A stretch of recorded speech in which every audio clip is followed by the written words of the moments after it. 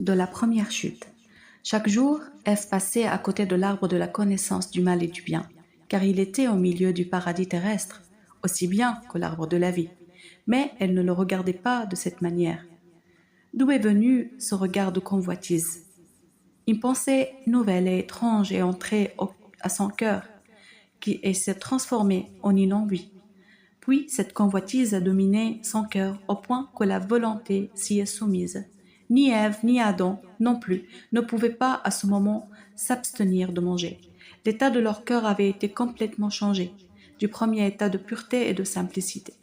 Le doute avait pris la place de la foi. La tentation était très intense de devenir des dieux et la volonté s'était faiblie. Ève tomba et Adam avec elle. Ève aurait dû s'éloigner du premier pas, à savoir s'entretenir avec le serpent, qui est décrit comme le plus rusé des animaux sauvages. En étant assise avec elle, elle n'aurait pas dû accepter d'entendre des paroles contre le commandement de Dieu. Et l'ayant entendu, elle aurait dû le rejeter et ne pas le croire, ne pas laisser la mauvaise pensée entrer son cœur et se transformer en convoitise.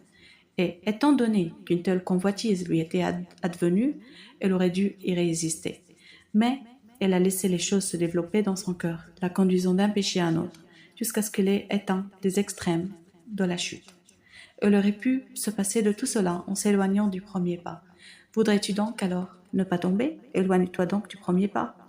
Éloigne-toi des mauvaises fréquentations qui corrompent les bonnes mœurs.